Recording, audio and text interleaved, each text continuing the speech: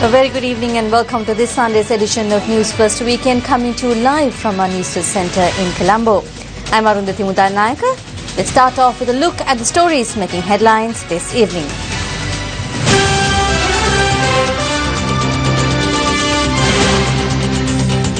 A tragic end. Body of 5-year-old reported missing in Kota Deniava found.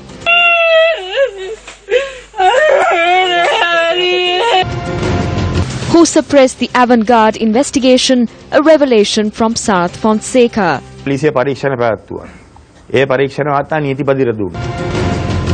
Dasi Wijayasekara comments on Buddhika Patirana's exclusion.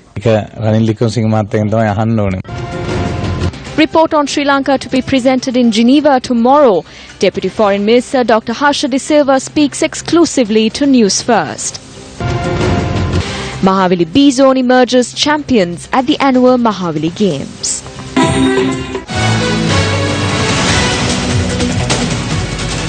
The body of toddler Seya Sadilmi, who was reported missing from a home in Kota Deniava, was discovered this morning. The police have deployed 3 teams to conduct investigations into the child's death.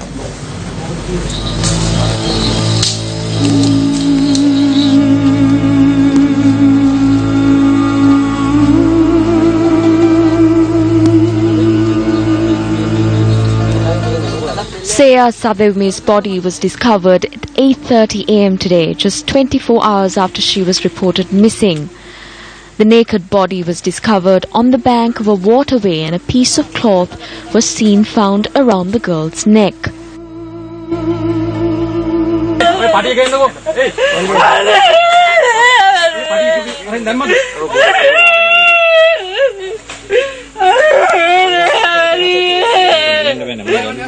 The location where the body was found in the Akarangaha Ottara field has 2 approaches from the family's home.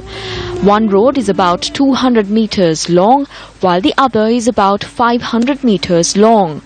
The police commenced a search operation last morning after it was reported that Seya Sadilmi Pereira had gone missing at night while the family was asleep. The police suspect that the child might have been abducted through an open window next to her bed. While her clothes were found on her bed, police dogs were unable to trace her scent. The police covered a large area around the home last night as well, with the assistance of area residents. There is a jungle spanning about 30 acres near the house. We searched all of it, and we did not for a moment think that she would have been dumped in a plot of land near the temple. We have a grave suspicion that this must have been done by someone who knew the girl very well. The acting magistrate of Minuwangoda, Sisira Vijay Surya, conducted the magisterial inquest today, while the judicial medical officers in Minuwangoda was also present. The magistrate had ordered that the body be taken to the Negombo General Hospital for the judicial medical examination. He added that the magisterial inquest would continue at the Minuwangoda Magistrates Court on the 21st of this month.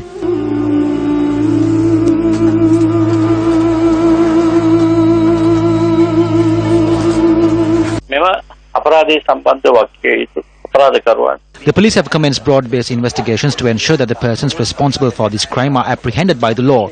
Police investigators will use the physical evidence and expert consultation to solve this crime. The investigation is being steered by the SSP of Negombo under the direct supervision of the Inspector General of Police. 3 special investigation teams have already been appointed to handle the investigation.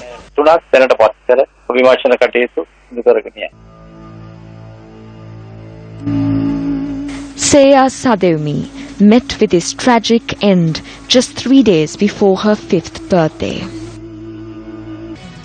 The wild elephant, which has been roaming on the streets of the Mattala main road in Hambantota for the past few days, had destroyed several farmlands last night.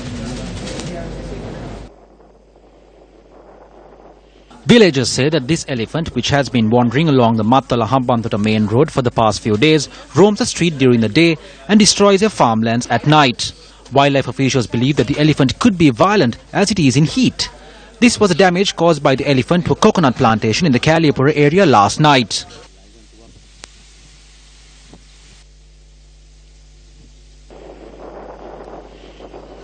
Wildlife officials said that the wild elephant had roamed the Matigata and Andhra areas a few days ago.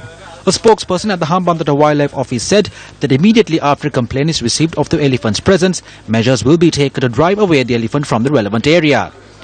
In addition to this rogue elephant, another herd of elephants was seen roaming in the Kalipura area since last evening.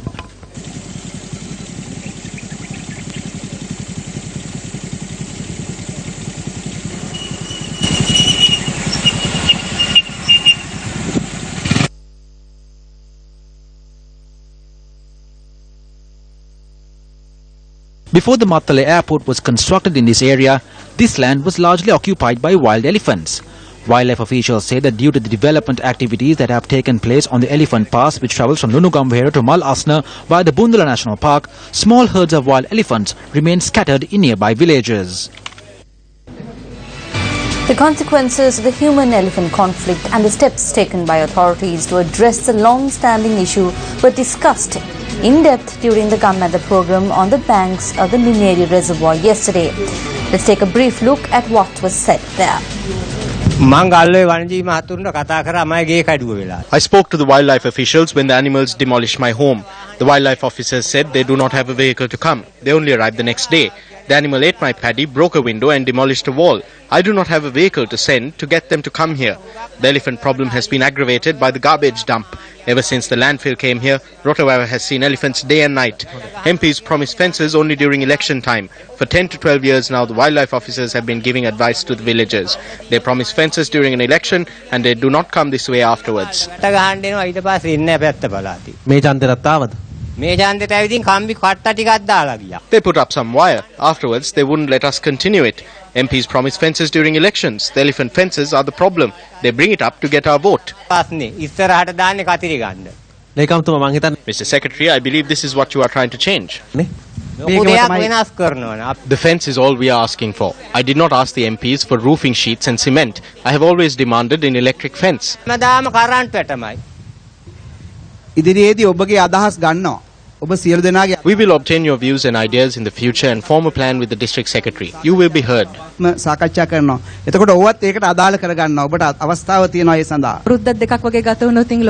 this is an urgent matter, it will be a problem to wait for 2 years. Can you give us a rough idea of what you will do? It is clearly a problem that must be resolved soon. We are already coordinating with 2 districts and we will be prioritizing the districts where the problem is worst.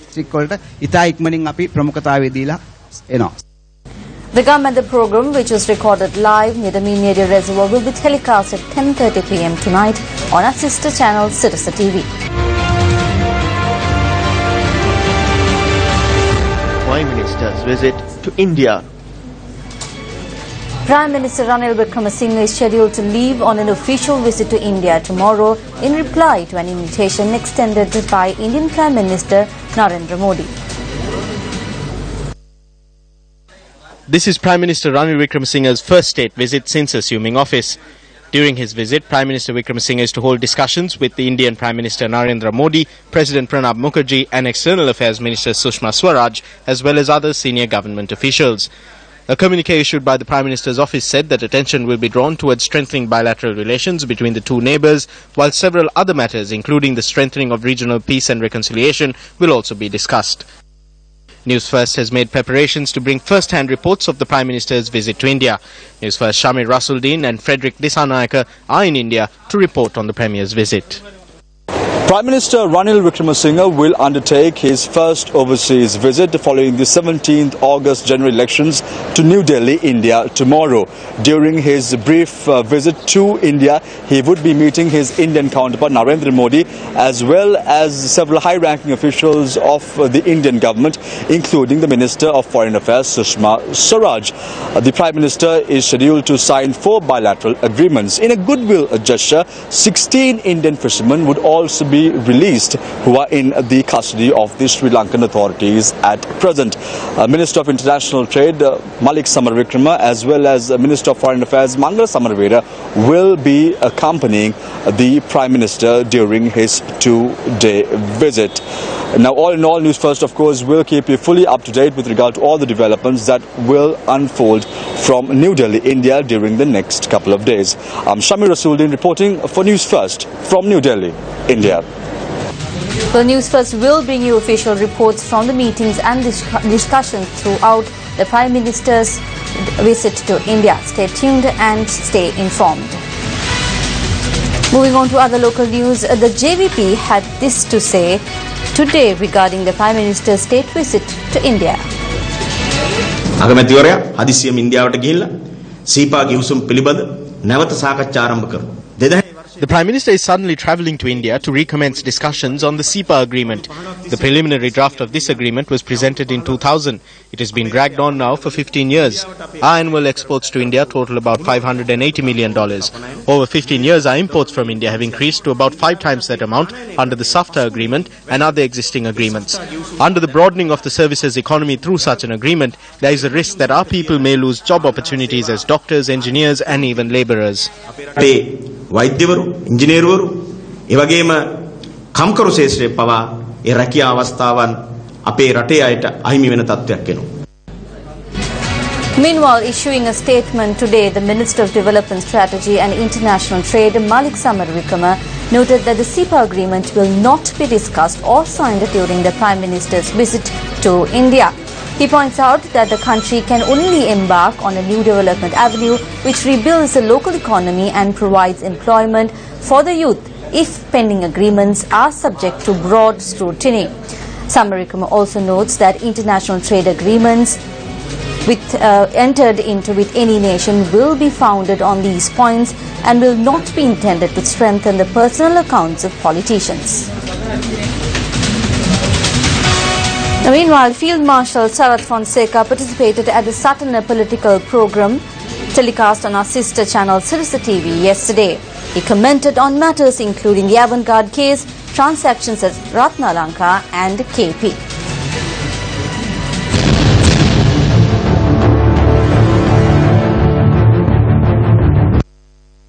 Avant-garde ප්‍රශ්නේ There was a Deputy Solicitor General called Vasantha Bandara who was working at the AG's department on the issue relating to avant-garde.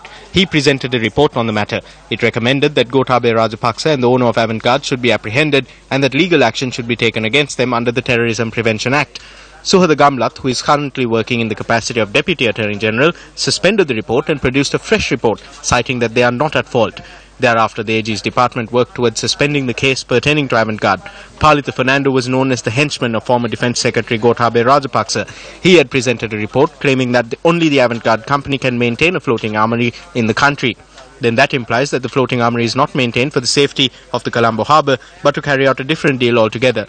A sum of 1,600 million is yet to be paid to Lanka, following the deal that was signed between the chairman of Lanka and avant-garde. ගෙවපු නැති මුදල මිලියන 1600. Who is covering it up? මේක අනිවාර්ය. The Attorney General should be held responsible for this, as he is the one who gave the green light for a police investigation. The report was later submitted to the judge. As you were the former army commander, do you agree with the reports that KP was involved in deal to smuggle firearms and that he was smuggling arms to Prabhakaran's LTTE to bring the army down? Yes, the report following the investigation of the intelligence unit will be presented at the Security Council. The draft copy of the report is at the Army Commander's office. According to those reports, KP is confirmed to be a terrorist. How is he safe then? When the Attorney General had written a letter against him, he wrote to the papers justifying his move. We cannot take any legal action against KP. The Attorney General has to take a stand with regard to this matter. He is the one who should be championing this move. The Attorney General's office is not Rajapaksa's office. If the same is being practiced under good governance, then what difference does this make to the hopes of the people? I have a problem with that. Even though you say that the AG's office is not Rajapaksa's, I believe that the Attorney General was appointed to the position to fulfill the needs of the Rajapaksa regime. It's not only Attorney General. There are many juniors who work under him, but they do not bow down to such practices. The new chairman appointed to Lanka is Jayantha Dhanapala. When complaints are lodged with him, he says that he cannot proceed with any legal action, claiming that Gotabaya calls him and says not to go ahead with it. Is this what Jayantha Dhanapala told you in person? person, or was this an official statement that was made by him? No, this is what he had told one of his friends. Addressing a media briefing convened by the Janata Vimukti Peramuna, the party's propaganda secretary MP Vijitha Herath criticised the coalition government.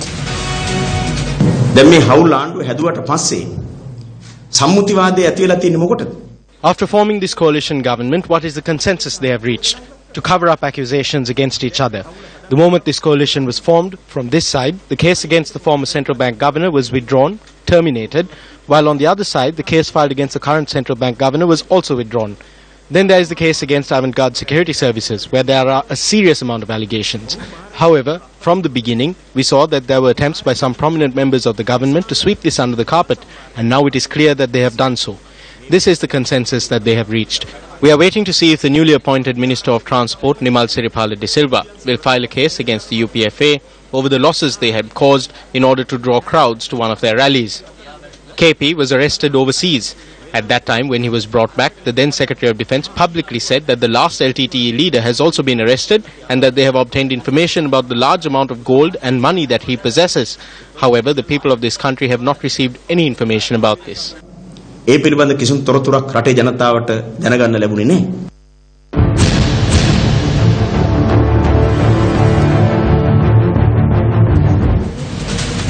Several new ministers and officials met with the chief prelates of the Malwatu and Askili chapters today. Minister of Sports Dayasiri Jayasekara answered several questions posed by the media after his meeting with the chief prelates of the Askiri and Malwatu chapters of the Siam sect this morning. It is very clear that the people did not give absolute power to any party. Ranil Wickremesinghe had the opportunity of taking a few from our side and forming a government. President Maithripala Sirisena too had the opportunity of taking a few from the UNP and forming a government. They rejected both these opportunities and they gave way to the national government concept. What is the connection between good governance and a person like Buddhika Pathirana who has the qualifications but did not receive a ministerial or deputy ministerial portfolio under the good governance government? You have to ask this from Ranil Wickremesinghe because it was he who gave ministerial posts from that side, and on our side ministerial portfolios were decided by the president. Therefore they are the ones who are responsible for it. Back then you told Buddhika Pathirana to join hands with you. Do you think this would have been different if he had done so? No,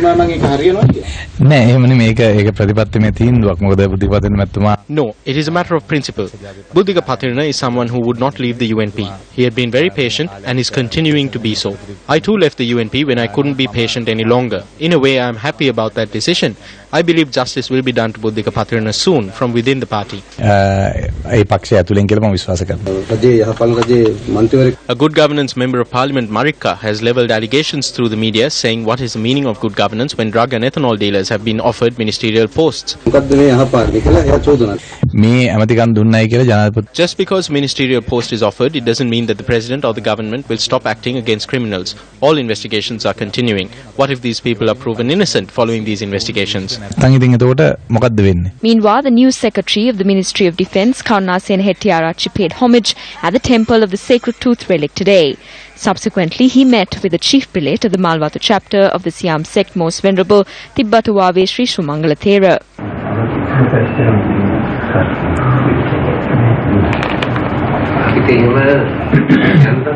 We cannot say that everything is quiet and peaceful. Sometimes there might be something deeper. Trust between the people of the south and north is important, and mere roads and lights won't do. Therefore, it is important that the Ministry of Defence, together with other ministries, implements programs that uplift this trust.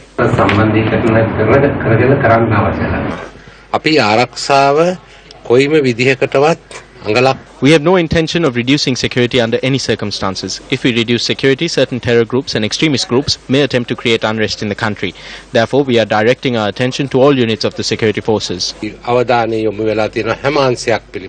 Subsequent to the meeting, the Defence Secretary met with the Chief Prelate of the Askiri chapter, Most Venerable Galagama Sri Aftadasi Thera.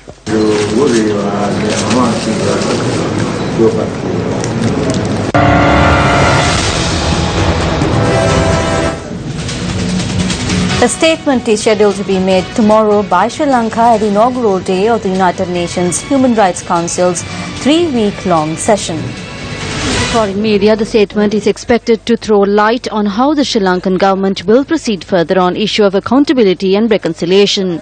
On September 30th, the Office of the UN High Commissioner for Human Rights Investigation on Sri Lanka will present a report on alleged violations of human rights during the 30-year-long conflict. Minister Samaravira will enunciate the position of the new government of Sri Lanka, how things have changed for the better. So once Mr. Samaravira lays out what plans we have so that all communities in this country can live in harmony and also reason out the need for a domestic mechanism instead of an international mechanism. We hope we will be able to convince the world that that is the way to go, and thereafter we will have discussions both at the official and unofficial level before the US moves its resolution on the 30th. And we hope once and for all this so-called Geneva issue will be put behind us and we'll be able to move forward. So we hope that this is going to be the change, the positive change that people were waiting for. We are hopeful that we'll be successful. Last night on News First, we brought to you the details of an excavation to unearth more evidence of our great ancestors. Tonight, we take a look at final excavation at the site atop the Rasagala mountain. News First Zulfi Farzan fired this report. As dawn breaks, the darkness of the night fades away, bringing about a new day of life in the Rasagala mountain.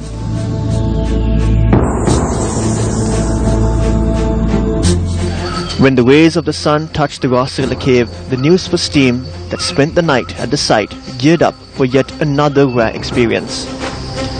The team of archaeologists, including Professor Raj Somadeva, recommenced their excavation at the Rasagala cave after a restless night.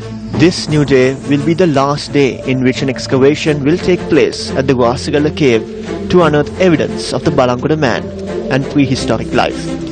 It was when the sunlight broke through the branches of the mighty forest that we got our first proper glimpse of the Rasagala cave and saw how it was naturally designed for humans to live in.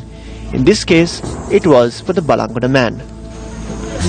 The Balangoda plains, located in between the Detanagala mountain and the Rasagala mountain, once again proves the fact that this area was most suitable for human habitat. Archaeologists are of the view that when the prehistoric man migrated from the hills to the plains, this cave was most of the time left unused and later abandoned. However, what is most significant is that during their short stay, the instruments and weapons that they used have been intact with the layers and layers of soil that have formed over centuries of years. Professor Raj Somadeva made an important presentation on the second excavation site of this Rasagala cave.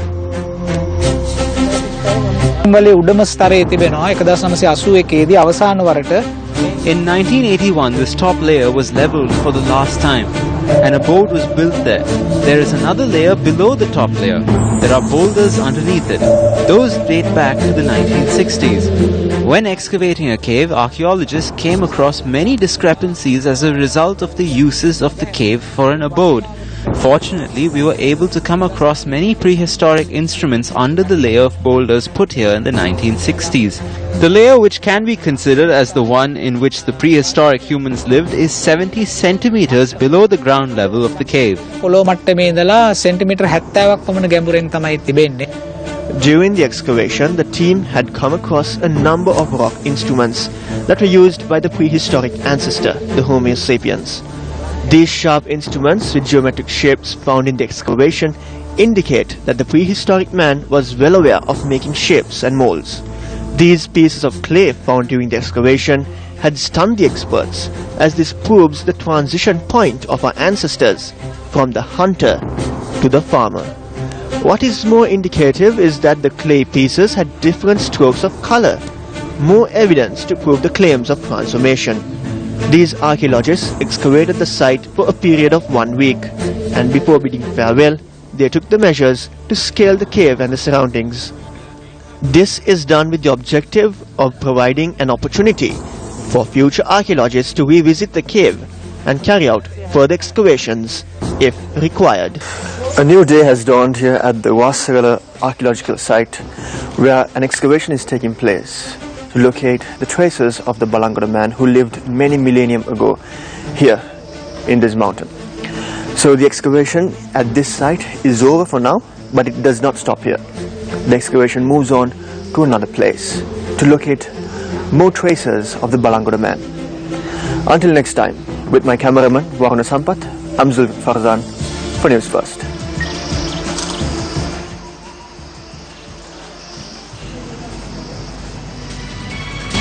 The commemorative week to mark the 151st birthday of Anagarika Dharmapala will commence tomorrow. The main event will be held under the auspices of President Maithripala Sirisena.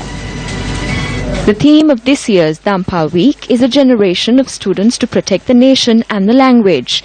The inauguration of Dhampal Week will be held under the auspices of President Maithripala Sirisena at Dharmapala Vidyalaya in Pannipitiya, which was established on land gifted by Anagarika Dharmapala.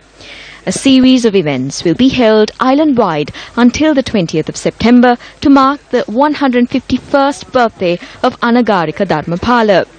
Commemorative events have been organized covering all administrative divisions in all districts. The main commemorative event will be held at the Mahabodhi Agrashavaka Viharaya on the 17th, while the closing ceremony of the commemorative year will be held the same evening.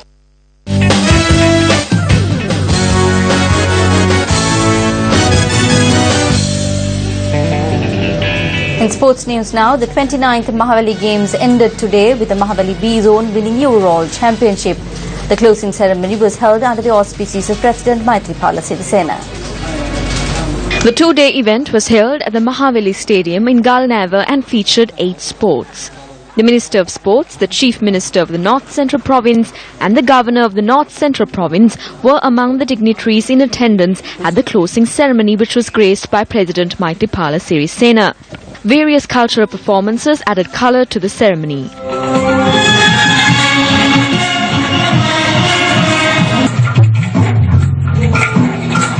The Mahavali B Zone emerged overall champions at the Games, where athletes from 10 Mahavali zones competed. R.B. Rajapaksa from the Kuruluvava Mahavali zone was adjudged the best athlete at the Games, having set a new Mahavali record in the long jump. Shafia Yazeen from the Victoria zone was adjudged the best woman athlete, setting a new Mahavali record in the 200 meter sprint. Well, that's a look at this Sunday's edition of News First Weekend. Thank you very much for joining us. Have a great week ahead of you. Good night.